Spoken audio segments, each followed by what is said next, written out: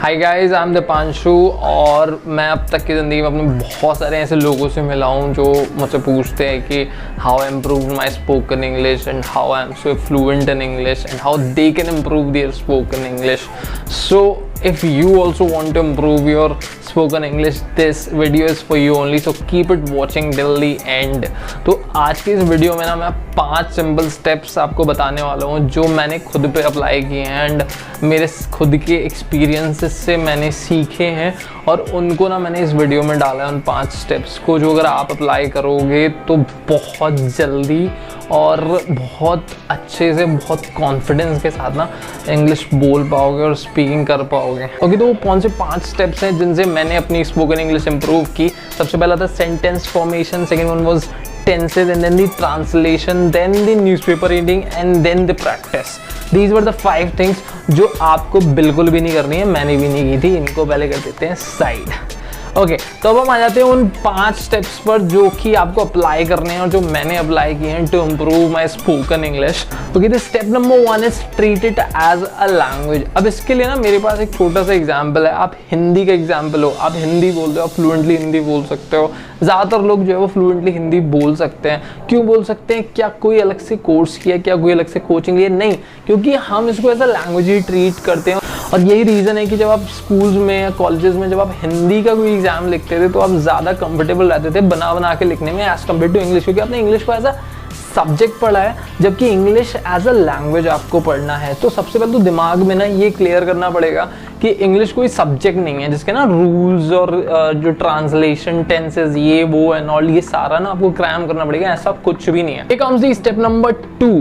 Step number 2 is start watching video content. यानी आपको ना ज़्यादा से ज़्यादा ना वीडियो कंटेंट देखना चाहिए। मैंने बहुत सारा वीडियो कंटेंट देखा है और उसमें भी ना प्राइमरीली जो आप कर सकते हो तो जो जैसे मान लीजिए जो बच्चे जो कम एज के हैं they can start with the cartoon जो इंग्लिश लैंग्वेज में होते हैं, और जितने भी एडल्ट्स हैं, जितने बड़े लोग हैं, they can start watching the web series. अब वेब सीरीज भी ना आपको प्रॉपर इंग्लिश स्टार्ट नहीं करनी है कि आपको आप एकदम हार्डकोर जो वेब सीरीज़ है वो स्टार्ट कर दो। आपको वो वेब सीरीज़ लेनी है इसके ना मिक्स कंटेंट हो, मतलब उसमें हिंदी भी हो, इंग्लिश भी हो, और वो मतलब हिंदी ज़्यादा हो, इंग्लिश थोड़ा थोड़ा कम हो, and then you can start switching to hardcore English web series and all.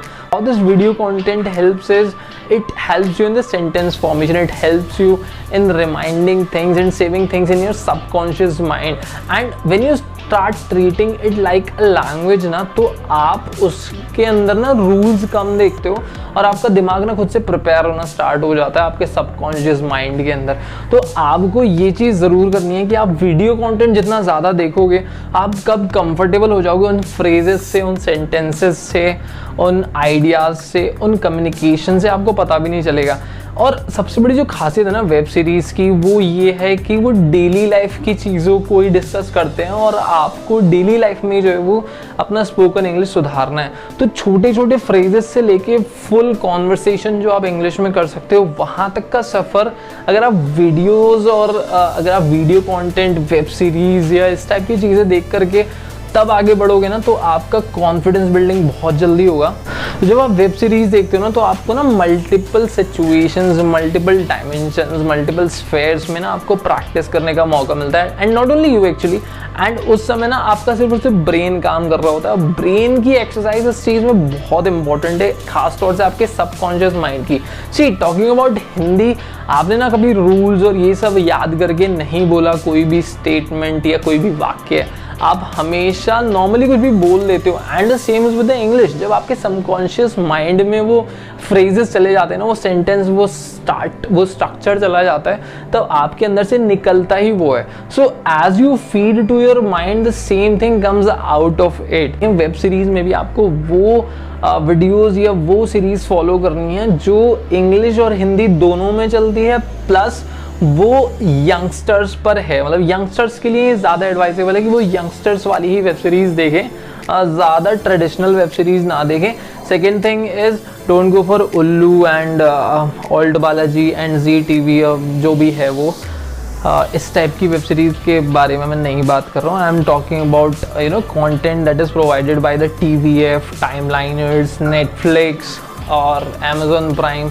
ये लोग की जो वेब सीरीज़ है ना, ये मिक्स कंटेंट लेकर के आते हैं, आपको हिंदी भी मिलेगा, इंग्लिश भी मिलेगा, and that actually gives you a better understanding of the sentence formation and the phrases. This is what you have to do in the step number 2. Now moving on to the step number 3. Okay, so the step number 3 is reading. You have to start reading. But जब भी हम reading की बात करते हैं तो आपको बहुत सारे लोग ऐसे होंगे जो आपको ये एडवाइस देंगे कि यार न्यूज़पेपर पढ़ना स्टार्ट कर दे। न्यूज़पेपर पढ़ना is a very heavy exercise. ऐसा नहीं है कि ये हेल्प नहीं करेगा but there will be a time जब आपको न्यूज़पेपर हेल्प करेगा। एक और चीज़ जो न्यूज़पेपर हेल्प करता है ना, वो आपकी वोकैब अच्छी करने में मदद करता है, तो वो बाद के लिए रखा जाता है। तो रीडिंग में आपको जो सबसे इम्पॉर्टेंट चीज़ पे ध्यान देना है वो ये है कि वो चीज़ें पढ़िए जो जिसमें आप या तो आपको इंटरेस्ट आता है या फिर आप वो चीज़ें पढ़िए जो कि आपको बहुत ही ईजी लगती हैं। फॉर एग्जाम्पल, आप 10th 9th 8th क्लास की या फिर कोई भी फ़नी स्टोरीज जो मतलब बहुत लो स्टैंडर्ड की हों, जिसमें सिंपल प्लेन इंग्लिश हो, आप या तो वो फॉलो कर सकते हो या फिर आप वो चीज़ें पढ़ सकते हो जिसमें आपको इंटरेस्ट है। जैसे किसी को साइंस स्पेस एक्सप्लोरेशन में इंटरेस्ट है, किसी को घोस्ट स्टोरीज में इंटरेस्ट है, किसी को लव स्टोरीज में इंटरेस्ट है, किसी को साई-फाई फिक्शन, व्हाटएवर जो भी आपको पसंद है। But try and feed your mind with more and more reading so that it goes into your mind and when you keep reading things ना। और एक चीज़ और जो आपको ध्यान रखनी है कि ज़रूरी नहीं है कि आपको हर वो चीज़ जो आप पढ़ो उसका आपको मतलब समझ में आए। The thing that matters is कि जब आप पढ़ते हो ना तो हल्के हल्के जस्ट लाइक वीडियो कंटेंट ना आपके सबकॉन्शियस माइंड में ना चीज़ें स्टोर करनी शुरू हो जाती हैं, and they are kind of and there's a kind of vibe that you develop through a paragraph, through a story, through a content that you are reading. So start reading that stuff that actually interests you, right? So this gives you a better understanding of the kind of small things in the sentences, and you don't have to actually worry about the meanings of what you are reading. Step number 4 is avoid worrying about the vocabulary. Yes, in this whole video when I am speaking, I haven't used any harsh word, any hard word, any tough vocab. The reason is most of the Hindi that you speak ना, वो आप आसान शब्दों से ही इस्तेमाल करके बोल सकते हो, आपको हार्ड वर्ड्स पे जाने की ज़रूरत नहीं है। सेकेंड थिंग जो आपको ध्यान रखनी चाहिए इसके अंदर कि इंग्लिश का मतलब ये नहीं है, या स्पोकन इंग्लिश अच्छी होने वाला ये नहीं कि आपको वोकैबुलरी बहुत तगड़ी होनी चाहिए। उसका रीज़न है कि जब आप कंटेंट राइटिंग करते हो ना किसी भी चीज़ के लिए, then only the vocabulary is a must part. But when you are talking about English तो आप ना मतलब चीज़ों को एक छोटे वर्ड की बजाय आप उन सबको बड़े वर्ड में भी बोल सकते हो। Okay, first of all I want to make it very clear that it is not important to remember all kinds of vocabulary. The point is there are a lot of people in Hindi also जो हम आज तक नहीं जानते हैं, हमें नहीं पता उनका क्या मीनिंग है, and the same is with the English. तो आपको जो खतरनाक vocabulary है ना उसके बारे में टेंशन नहीं लेनी है, आपको ज़्यादातर ध्यान देना है how you can be comfortable with the normal English and the normal sentences or the normal phrases or the normal conversations that we are usually falling into in our daily life. So here we are moving up towards the step number 5. The step number 5 is my personal favorite. It is the clarity of thoughts. Clarity of thought actually is something that gives you confidence. It boosts your smoothness while speaking fluently. It actually gives you that internal motivation to continue speaking in front of a lot of people. And when I talk about clarity of thoughts now, I am talking about the information. Like more the information you have, more the clarity of thoughts, like more the clarity of topics or the clarity of issues or clarity of whatever is the point of concern at a particular situation or in a particular conversation, you are more confident in that situation. And when you are clarified about the various aspects of something happening in that vicinity, that actually boosts your confidence and that keeps you speaking more and more and more. So it's a kind of an internal motivation that comes up with the clarity of thoughts if you have more information filled in into your mind. There is a simple tip that you can use to keep a clarity of thought. It's important to know what is going around in the country and what is going around in different domains, like in gaming market or in YouTube world or on Facebook and Instagram, on social media.